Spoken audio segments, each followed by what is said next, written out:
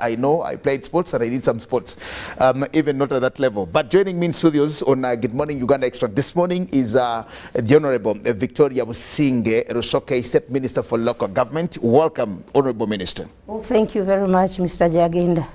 I am happy to have you, and I will excuse you to put off your mask. I'll keep mine on for everybody at least knows me. When they keep yours very tight, please.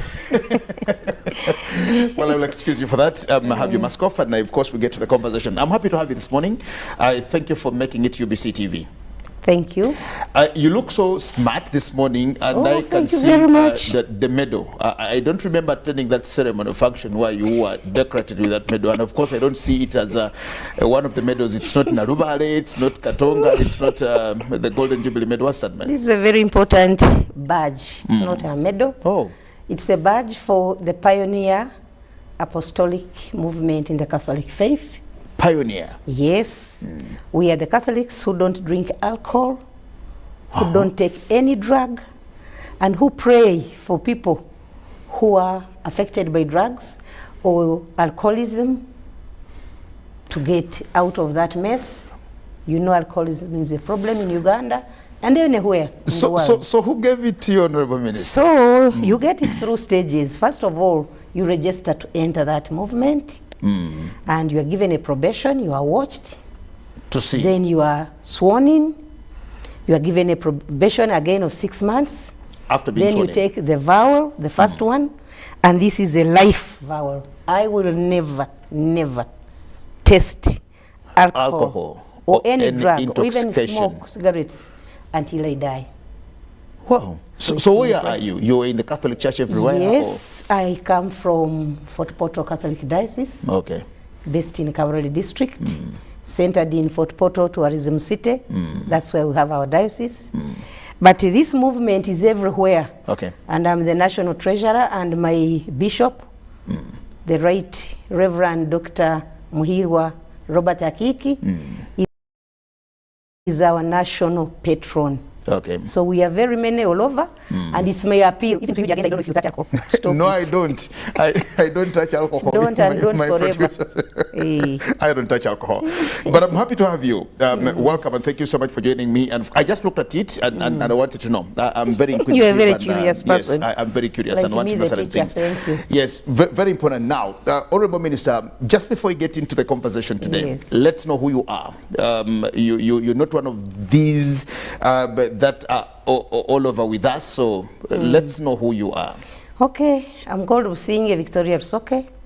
I'm married to Dr. Rusoke, a retired veterinary surgeon. We are blessed with 4 children. I'm a teacher by profession, all the way from down, they call us Abalinya Madala. From grade 3, I got it in your neighborhood here, when there was Shimoni Teachers College. And by then, if you would get a merit, they would post you directly to the demonstration school. By then, the demonstration school had meaning. The best teachers would come to demonstrate to the upcoming teachers as a simple of a learning tool. It would be a learning institution. Then I upgraded and became a tutor, a teacher trainer. A teacher trainer. So I served in a teacher training college called Kibuli. It is still there. For 9 years. I still upgraded, got a master's degree, and sought for administration. I was then posted to Nakasero Primary School as a head teacher, continued. And one significant thing I want to note and tell the public, at least I was the chairperson of the Head Teachers Association in the country. Of Central Division, with the giant schools, the Buganda Roads, the Nakaseros, the Bat Valleys, and all those of that time. I served, and we really made good steps to improve teaching in the city. At least our association managed to buy printing machines. So we were not people who move around to ask for papers. I see people coming around all the way up country. Can I have examinations? No, you should test what you teach. And we went a long way to do that. I continued upgrading, and I was a teaching assistant in the university, but of unique nature. I was teaching the master's classes at that level. I said, let me go back home. I went back to Feburaury and was the district education officer for 8 solid years. I took all the skills we were using here in Kampala. Number one, effective teaching. So we made sure the teachers teach effectively, the head teacher supervises, stays in the school. Because by then the head teachers used to move around. But I want to tell you, I left Feburaury when Feburaury was shining, and I was one of the fighters of examination malpractices. Teach, let someone get a second grade on his own. Even people in second grade can be doctors. A first grade. Yes, that has been just. I fought that. I'm known for that, and I still appeal to the teaching profession to abide to our integrity, discipline, code of conduct, conditions of service. Don't help the child because you'll not be there all the time. People would go to Gayaza, end of first term, they will say, no, you are not our material. Try somewhere else. Lose it there. It's very bad and unprofessional of us. I will find time bring you back and talk about issues of education because I think I'm also passionate about education. Yes. And I want to see, I'm a product of education myself. And Sure. I love that very good education. Let's get your ministry. I just want to know your core I responsibilities. had not completed. You wanted my... You Now, after getting the deal, I was attracted into politics. Okay. Having served the district for coming to 9 years, I was attracted. As a DEO. And I competed. I had known the district like the palm of my hand. I had moved everywhere. There is a primary school in every parish. There is a secondary in every sub-county. So I felt I could make it. And indeed, I made it to Parliament, the 9th Parliament. But politics is dynamic. Campaigns keep changing strategies. There came a campaign. They said, no, this time we need young girls. Young girls can jump everywhere, can run, can move. Thank you, you have served that very, very well. But let's try another one. After 9th Parliament, yes. In the 10th, they said we're giving the offer to somebody else. Yes, they gave it to a younger person. She did what she did, and I want to thank her for that. And by the end of the term, they said, we want you back. Old woman, come back. We have tested here and there. We need you back. Then they brought you back. I was first hesitant. I refused until I got sets of people, young and old, religious and not. Then I trusted them. But by then, when they dropped me, the president said, Victoria, I know you can still be very useful for me. Come to the Uganda Human Rights Commission. Sure. So while my colleague was serving in the 10th Parliament, I was serving in Uganda Human Rights Commission. With the late Kagwa? Yeah, with the late Kagwa. We did a lot of work. We moved, we sensitized. You know, people keep on saying abuse of rights, abuse of rights, abuse. I want to tell you, Jagen, and the listeners, that it takes two to tango. Really, if you respect the law.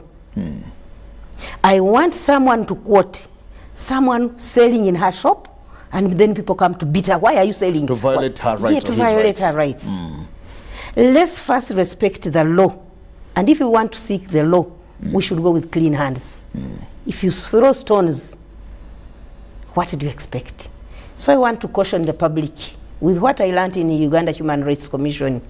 Most of the people who antagonize and break the law, the force they use in some cases is the force they also get from the law enforcers. So you begin stoning innocent cars, you begin stoning people. Let's teach the public to obey the law. Okay. And that's the beginning of rights. Welcome back to Parliament, in the 11th Parliament. Yes. Having taken that break, of course, I know you learned so many things at the Human Rights Commission, and Yes. it is where you are now. State Minister for Local Government, what are your core responsibilities? Okay, in that I have particular 13 major roles, but out of them, the most important, which I feel I should put my effort and hands on, supervising the local governments and ensuring there is accountability, respect for the decentralized policies, and effective service delivery by our technical staffs in those lower local governments. And you may ask me, I know, Jagend, I have been watching you You are about to ask me any challenges. I know those are there. Yes, with they the are there. decentralization policy, of course. Yes, I'm only 7.5 months in this docket. Okay. And I want to thank my senior minister, the Honorable Raphael Majezi. He's a very good mentor. He's a team player. He's a very good coach. He's coaching me, advising me, testing me on that, testing me on the other. But I'm enjoying my work with him and the entire ministry. It has a lot of sections. There are commissioners for urban, commissioner for district, commissioners for finance, economic development, inspection, human resource, our PS. So we are a team in the Ministry of Local Government. But I have centered my roles as someone having worked in the local government, seeing the messes, some self-inflicted wounds, others out of ignorance, others out of errant kind of behavior, corruption and so forth. I said I should start by streamlining the local governments, beginning with the workers. Because the workers are the backbone on which implementation of service delivery hinges. They are technical, they are trained in those various areas, in education, in engineering, in human resource, community development, and so on and so forth. So when the district doesn't have a very effective team of technocrats, then there is a problem. What provoked me to go into all that early enough? I have been encouraging whistleblowing all the way on radio in my district every Saturday morning from 9 to 10. I booked a program until the end of my term in this parliament, and I named it NRM Manifesto Program. So this program goes as far as the Voice of Toro Radio goes, up to Ntungamo, where, and some areas of Uganda. So I encourage whistleblowing. How am I going to know what is on ground to come and save you? And the first whistleblowers were about staffing. A competent staff is a quality service delivery staff. People were complaining about vacant posts. Key, I want to stress key. Where in a district you don't have a district engineer, you don't have a district planner, you don't have a district health officer. Yes, Honorable Minister. Yes. First give us the ideal district and its key staff. Yes. First to actually know before even demand for service deliveries. All right. The ideal district and the key persons in that particular district. Okay, the key departments, there is education. That one is headed by the district education officer.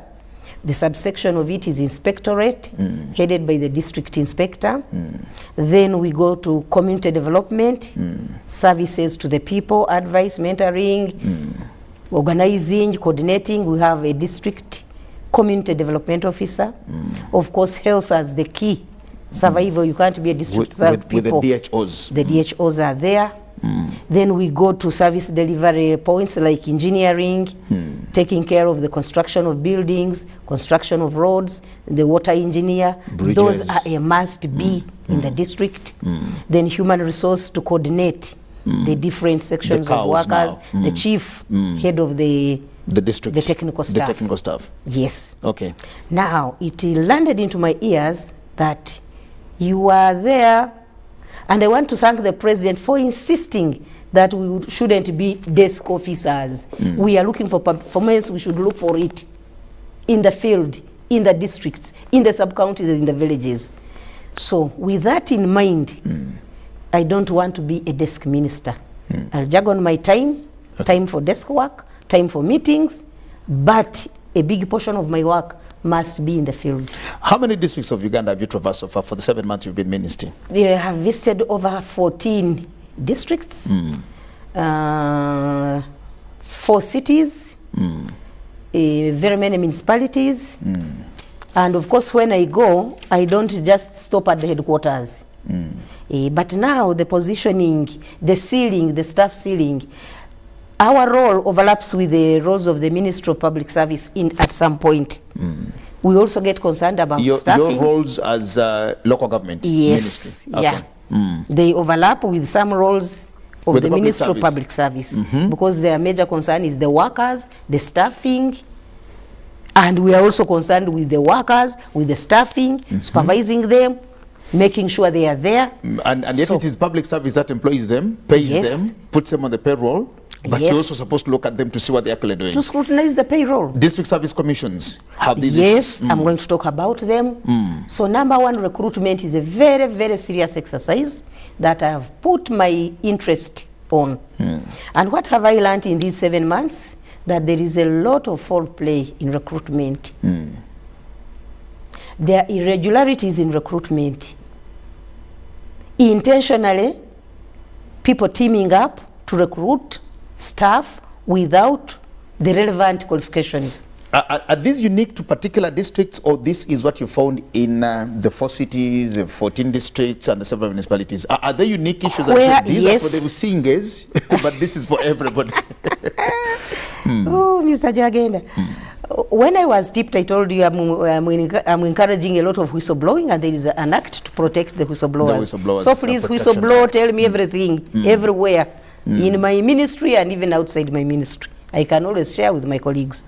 So when the whistleblowers in Kagadi told me, came to office and told me, please come and save us. I said, what's your problem? We applied for the post of parish chiefs. When we come to parish development mode, I'm going to tell you. So our colleagues with wrong papers were appointed. Mine are here certified. I have a diploma in administration from Makerere University. They left me out. I said, give me the list. And there were 3. They gave me the list. I tipped my human resource officer and the one in charge of inspection and monitoring, impromptu visit to Kagadi. What did we find? We said, give us all. You found a parish chief who was given a job. They had already been given appointment letters, and we collected all the applications with the attached documents. You know, it's very good to establish facts before you say you cheated, you are irregular, you are wrong. Get facts. So these 2 people helped me to grade the qualifications according to the universities that authored them. Some were fake indeed, because when we checked, the universities denied them. Some were from universities that don't exist, because we got a list from National Council for Higher Education. Some were for other people, because they had attached the photocopy of their IDs, national identity cards. The national identity card is reading Godfrey Jagenda Semakula, but the real papers are for Rusoke. Patrick Rwatoro. Rwatoro. Now we also got those. So we established facts, we made a report, we went back, disseminated the report with instructions. So these things are happening in our district? They are happening. Now, as the ministry, we are going to make it a must to get all the applications for the parish people who have appointed. Because these people are at the epitome of supervising the operations of the parish development model. An initiative to increase household incomes, a fight to alleviate poverty, which is vetted into our manifesto as NRM. Honorable Minister, somebody might want to urge you on that and say, yes, I may be competent as Jagenda Semakola, but I don't have the qualifications. Then, of course, it is immoral. Yes, it is immoral. It is immoral. It is immoral for a public servant that I use Rwatoro's documents to get this job as a parish chief. But how about implementation? But not all the people who are qualified are incompetent. There are people who are qualified and competent. Okay. So there is no way Rwatoro, Jagenda, who never went to school, should pose to be competent and use somebody's documents. Yes. Okay. Yeah, first of all, it breaks the law. And we are moving towards obedience and adherence to the law to encourage people to study. Why should then people study, go to school, they suffer, their parents pay, and then if Jagenda will use somebody's document. So it's immoral, we have to discourage it. And it's criminal. It's not just immoral, it's criminal. Chargeable by the laws of the Republic of Uganda. It's like theft. Stealing my cow and impersonation To me, are all almost criminal the issues. same. They're Okay, criminal. the idea of decentralization, Honorable Minister, was intended to democratize Yes. governance, build Yes. capacity for the leaders at local Allow governments. people to participate, Allow to people make to participate, decisions, to make decisions, prioritize. to actually be part of them, to own government and government programs. But then again, local governments are perceived, or they are subservient to the central government, which again kills the thrust of devolution. No. Because there is a saying of, you gave us powers, which powers you actually did not have. Then the powers again go back to Honorable Victoria Lushoke. The powers in are cabinet. there. The powers are there. Okay, so what about those who claim If not to have the everything powers? is done by local governments, that means central government should be abolished. There are roles of central government, there are roles of The local the governments. local governments. There are programs implemented by central government, there are those by local government. And the act is very clear. Yesterday, I and a team of 3 commissioners with our permanent secretary faced the local government and public service parliamentary committee, and that question came from one of the members of parliament, a member on the committee, who said, you seem to have given local governments just a white fat elephant. You have taken up all the roles. We haven't taken all the roles. The local governments are still exercising the procurement rights, recruitment rights. They have their supervisory rights. So I gave them an example because they were saying, you send money and again you collect it back, you send it late and it doesn't do its work. They collect their taxes at the districts, you are then you carry the money and again bring it back to the central government. You bring your contractors then you to bring do our peanuts work. to them. No, it's not peanuts. They are gigantic programs which need gigantic machinery And expertise. and sometimes there are donations with strings attached. For example, if we are going to construct a seed school and this is a donation, this is a World Bank program, the process, the policy is the central government procures the contractor. Okay. But in case this money is released a little late, if it's committed, the district applies for it and it's sent back. And I'll give you an example of my real district, Kabarole district, where we are now contracting Kinyabuhara Seed School in Kichwamba sub-county, and there was a delay in the procurement process and the financial year reached. The money was sent back to the Ministry of Finance, but with justification and the need and all the documents, the money has been sent back, even for the next quarter. Construction has started. And for the school facility grant, school facilities grant is government money. It comes to the district. The district procurement committee procures the contractors. They do the work. They are paid. So there are some jobs that must be done by the center, considering their original,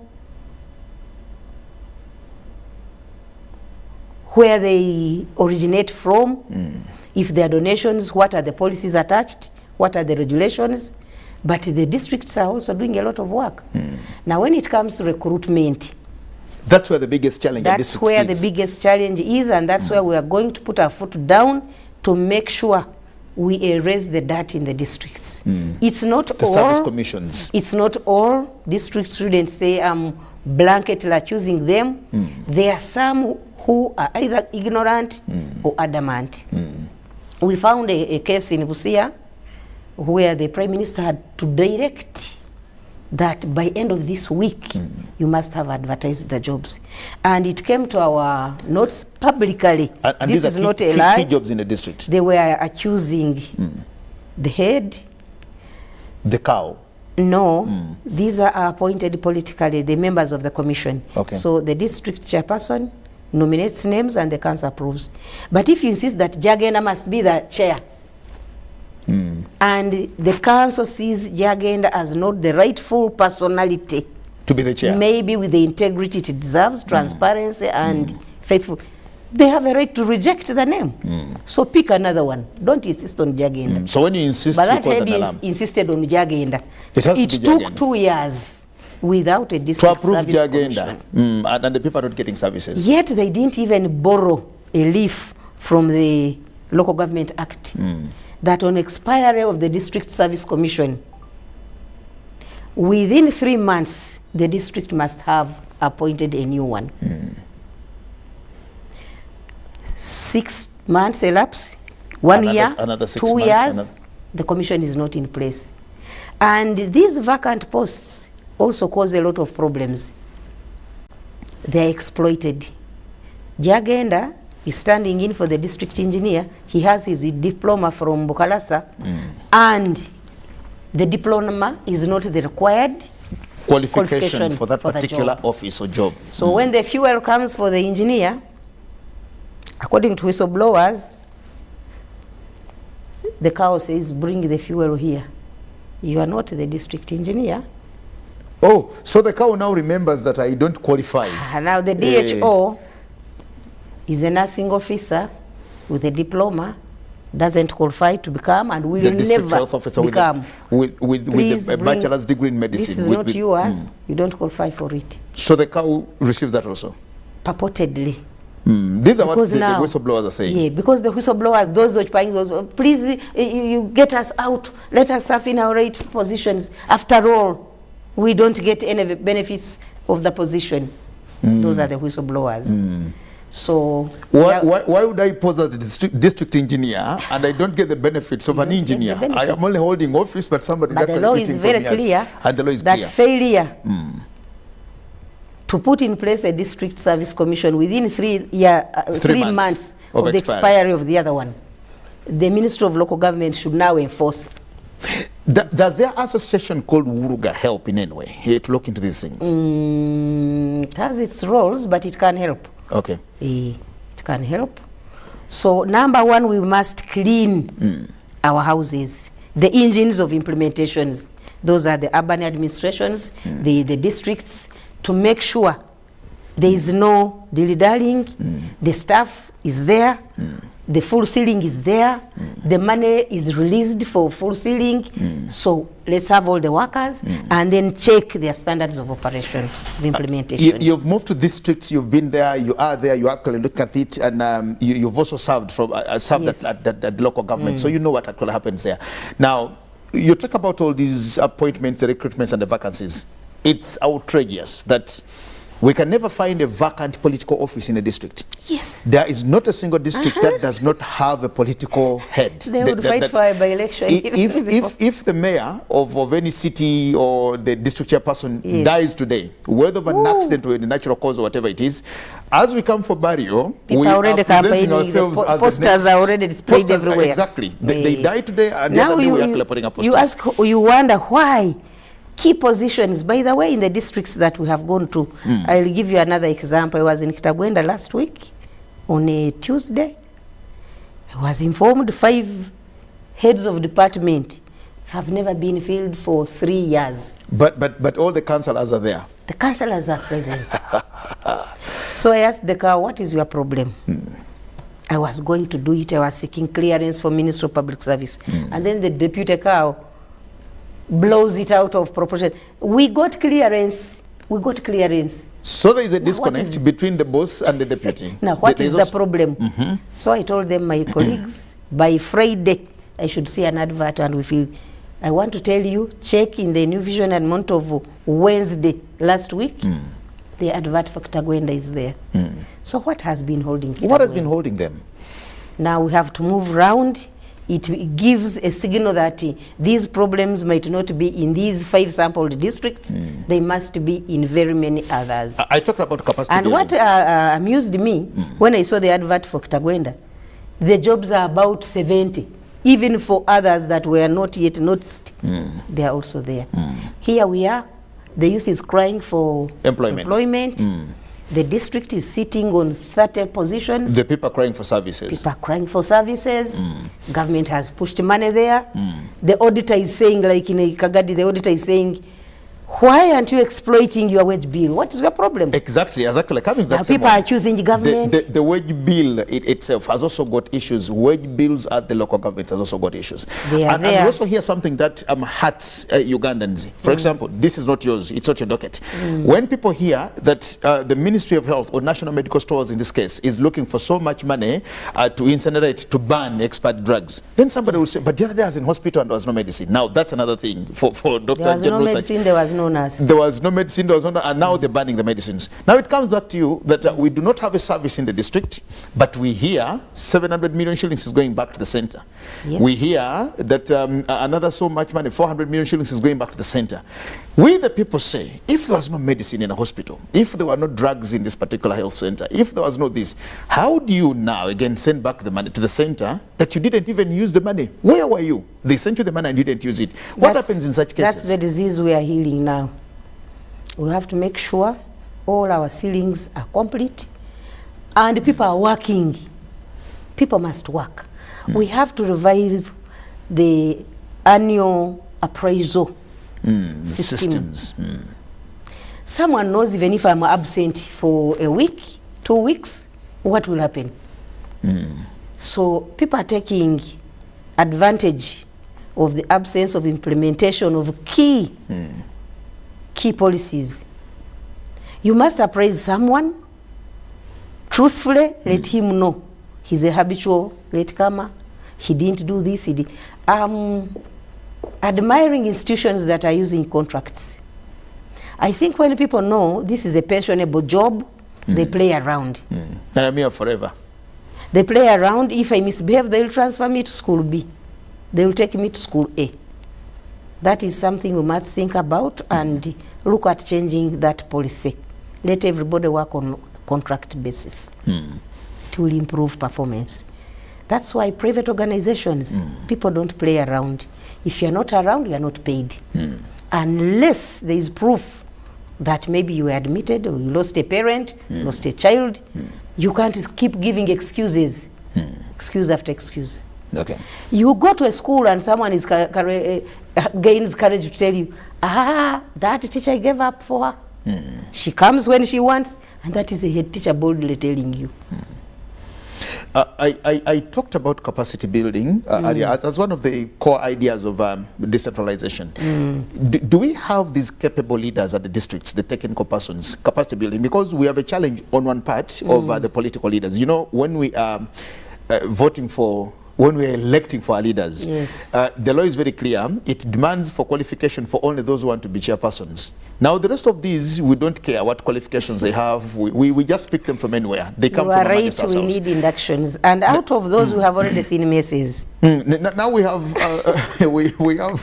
we have councillors and councillors who in some districts, again, they are exercising. They call them their rights to censor the chairpersons. The councillors collect signatures. This man must go.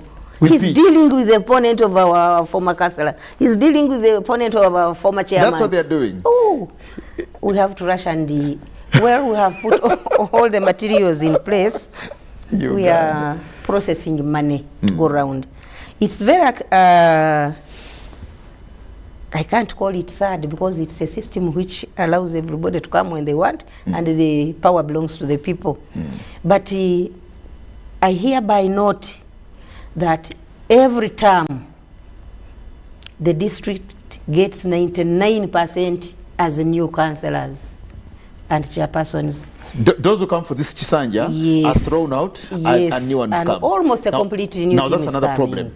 We remove one lot that we struggled with, thinking that maybe after one term they have learned, they've been inducted, they've been told, they now know how services. Now a new one comes and you have to start afresh. Then we bring another lot of again freshers to start. An example is, I presided over the elections of the Ulga president, and the venue was our own district, Kabarole, and fortunately, our chairperson got it for the second term, the Honorable Richard Rwabuhinga.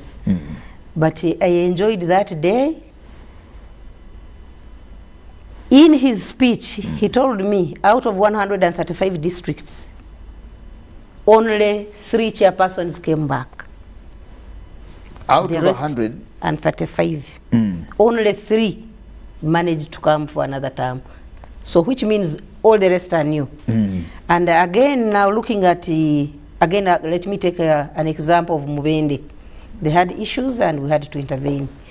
Still, it came out that 99% of the councillors are all new.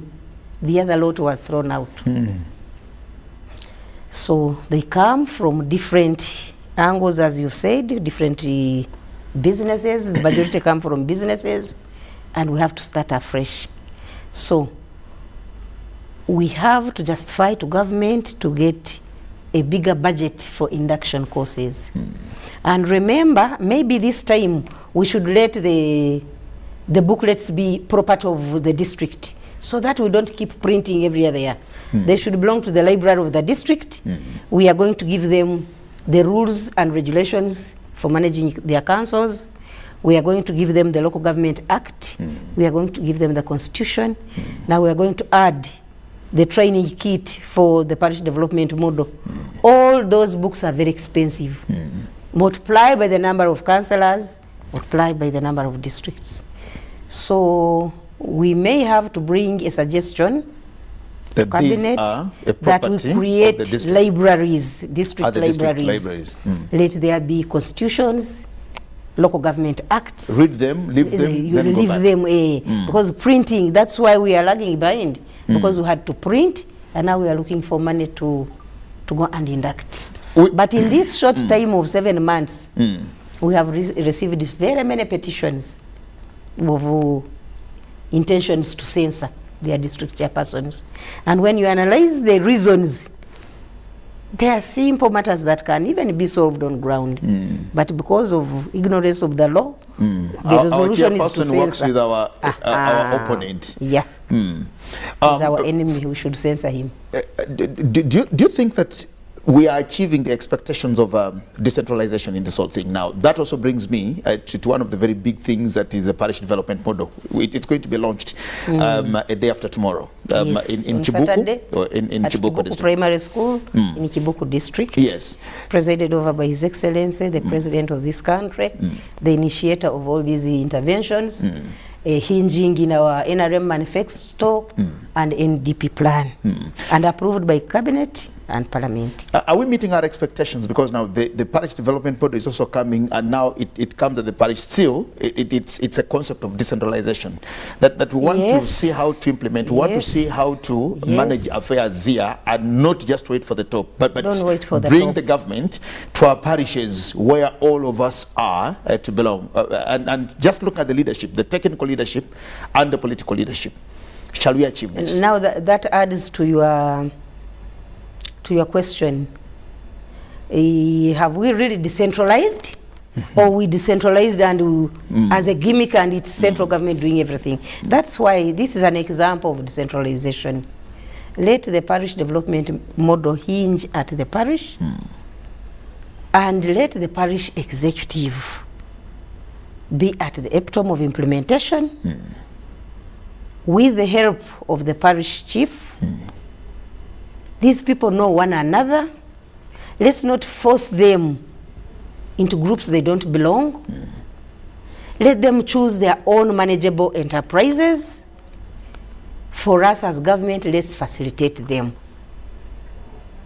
As we look forward to implementing industrialization, this is a warm-up exercise for people to produce, for people to process, for people to add value, as we head for the gigantic production, processing, and bigger marketing.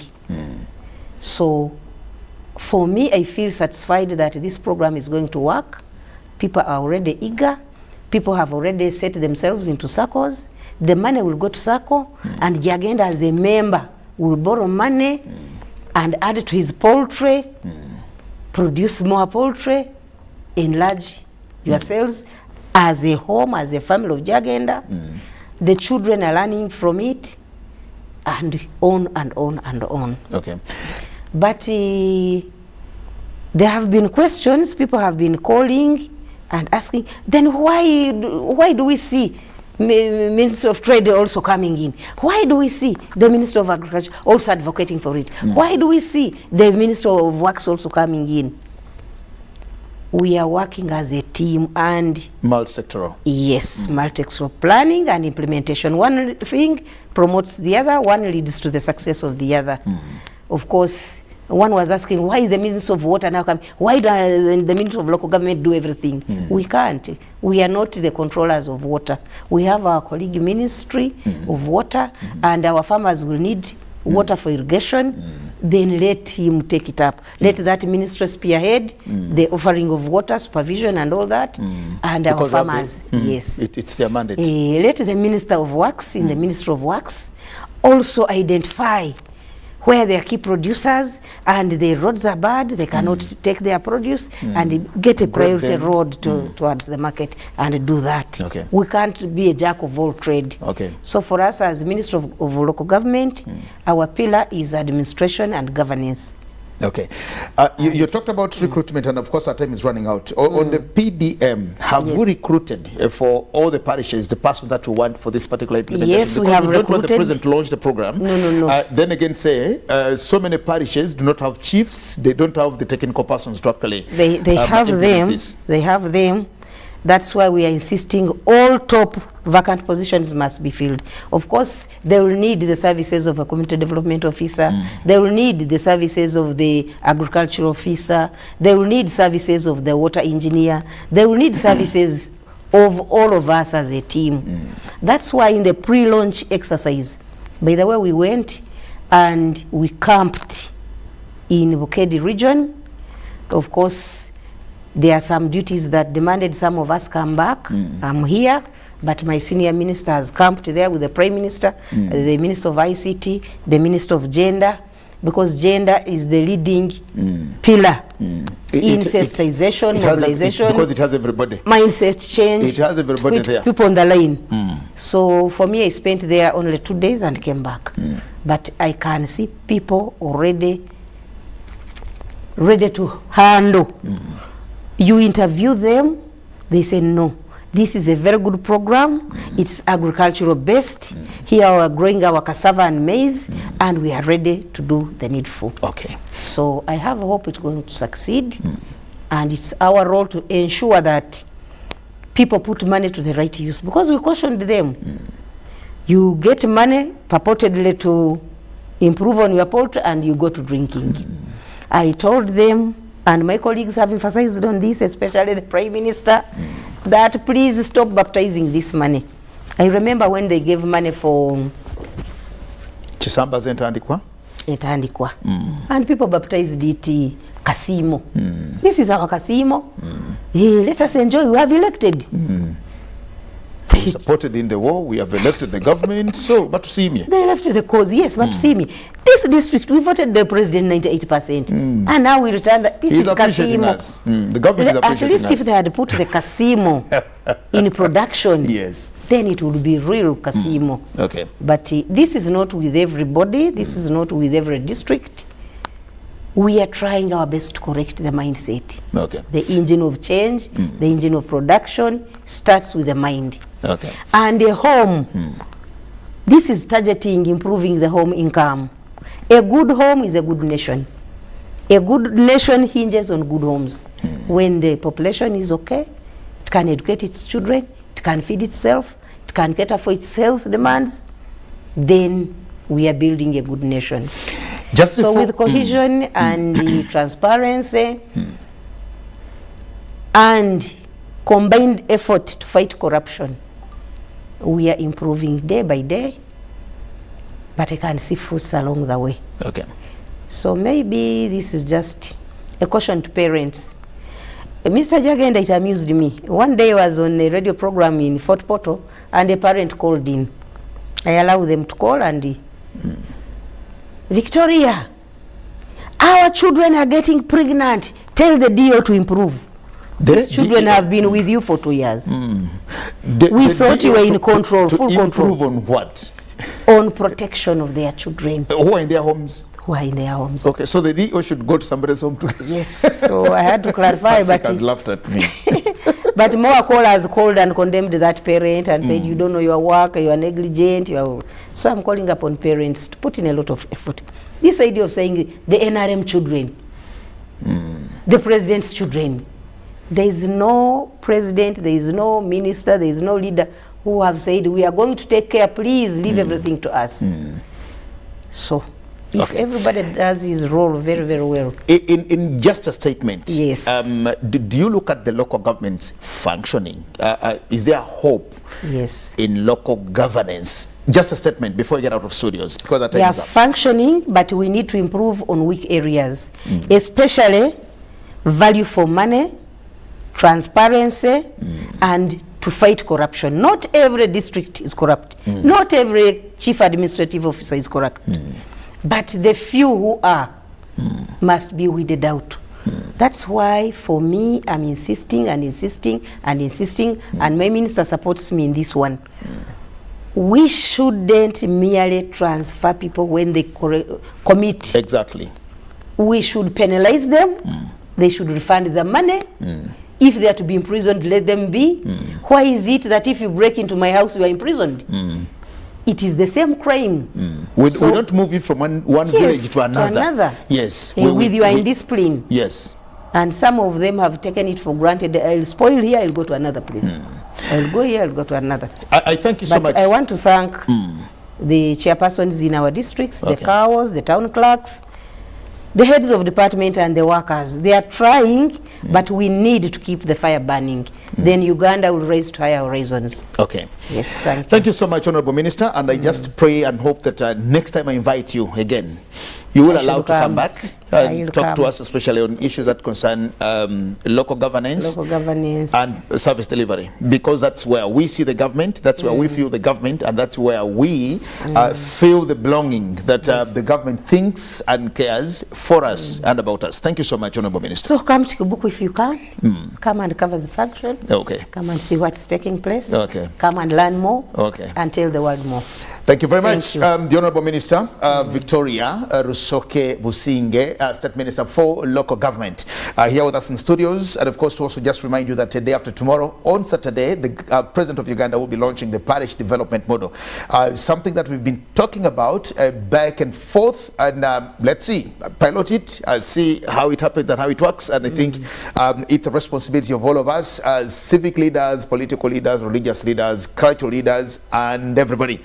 We'll stop the conversation here for now. Just wishing you all the best until we return tomorrow on our Pan-African Friday. My name is Jagan Asemakola Ziksoka. Thank you. Blessings. Thank you.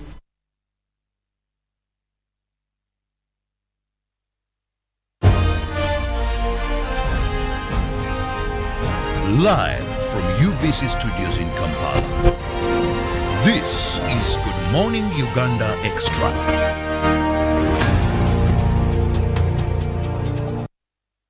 Raising voices. As a community member, I think we need to change the way we act in response to violence against children. In my small way, I can be a leader in preventing violence in my community. I promise to work with my neighbor to create violence-free homes and communities for our children. In this time of COVID, what is your promise to the children of Uganda? Because a violence-free childhood is everyone's right. Raising voices. Are your children ready to learn? Schools are open. As parents and guardians, it is your duty to ensure that your children go back to school. COVID-19 prevention measures have been put in place to keep students safe as they go back to school. Not only do teachers prioritize everyone's health, including their own, but they discourage violence among students.